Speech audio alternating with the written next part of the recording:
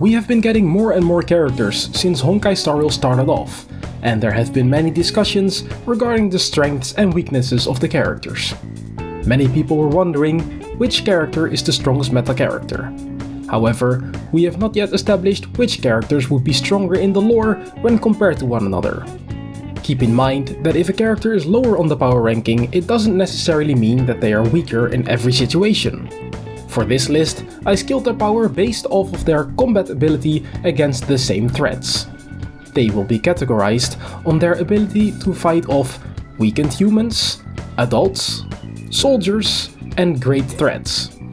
Their weapons and innate powers will be counted into their ranking score. However, things that don't assist or boost the character directly are excluded. We will start from the weakest and climb our way up to the strongest characters. Starting off with the characters who could fight off weakened humans, we have Qingque. Since she has no weapons nor any combat skills, she is just a normal adult working a normal job and playing some games from time to time. On that note, we also have Asta, Tingyun and Topaz, with Topaz being slightly stronger, since she has Nambi who will help her. Then we have Bailu, Lynx and Hook. They are slightly stronger due to them having weapons at their disposal, except for Bailu, but she has the innate skill of the Vidyadhara to control water. Moving on to the characters who can fight off adults. We have Serval, Bronya, Pela, Gwynaifen, Natasha, Zila, Luca and Arlen. The Wildfire Gang is stronger than the average person. However, since they lack any real combat training, they are still weaker than the Belobog army. If Serval has a little bit of time, she can craft a combat machine to assist her, but that's a bit of a grey area. Bronya, Pela and Gwynaifen all have no direct combat skills, but they do have tools or training that can help them. Arlen is the strongest human on Herta space station, but even he is no soldier. Now things are starting to become interesting, since all of the characters from here either have special unique powers or equipment. Starting from the weakest person who could still fight off a soldier, we have Sushang. She is a Cloud Knight recruit, however she has an edge over other soldiers since she fights using the Cloud Fencer arts, a special sword fighting technique her family uses.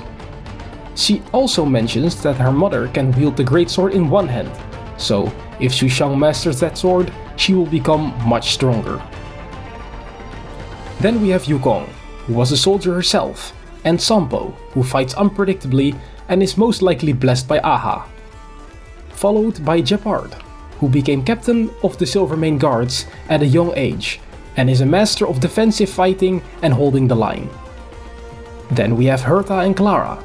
Herta can control multiple puppets, who can technically be upgraded, but that's also kind of a grey area once again. Clara is strong because she has Svarog. Svarog was literally made to fight, can analyze his opponents, knows how to be an effective bodyguard, and can calculate the best possible course of action in a split second. Now we get into the ridiculous power zone. These people could fight off great threats, such as a battalion of soldiers or a giant beast. Yang Jing has the potential to become the strongest by far. He received training from both Jing Yuan and Jing Liu, the former being the general of the Luofu and the latter being the former swordmaster. However, since he is still a child, he just lacks the experience and physical strength to be on par with the rest. Himeko has access to an orbital laser and also wields a drone, so she can attack a large area from almost any range and still be safe. Weld can create black holes, but since black holes seem to be not that powerful in this universe, I would put him next to Himeko.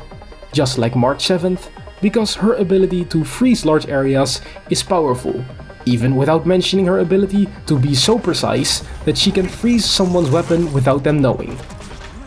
Fu Xuan can see the future and can see everything in slow motion. She can literally slap bullets out of the sky. Now it's finally time for the Trailblazer. Not only can we handle having a Stellaron inside of us, we also receive the gaze of 2 Aeons, which gives us the power to wield 2 different paths at once. Then we have all of the Stellaron hunters. Blade having access to Jing Liu's swordsmanship, while also being immortal, Kafka's Spirit Whisper and inability to feel fear, and Silverwolf's ability to hack the physical world are all equally as strong. Locha is just a mystery, so I have no idea how strong he actually is. However, Jingliu needs him for something, so that's why I put them roughly on the same level. And finally, we have two individuals who are equal at the top, Jingyuan and Dan Heng. Jingyuan was not only Jingliu's disciple, he outgrew her by becoming the general of the Luofu. This is why he was also directly blessed by Lan the Hunt to become their emanator. He also has inherited access to the lightning-wielding, thunder-clapping, spirit-squashing lord. On top of all that, he also wields one of the best blades ever created, called the Devastator Glaive. Dan Heng is not only a master of the spear. When he fights, he uses his non-dominant hand because he is holding himself back from becoming the same as Dan Feng.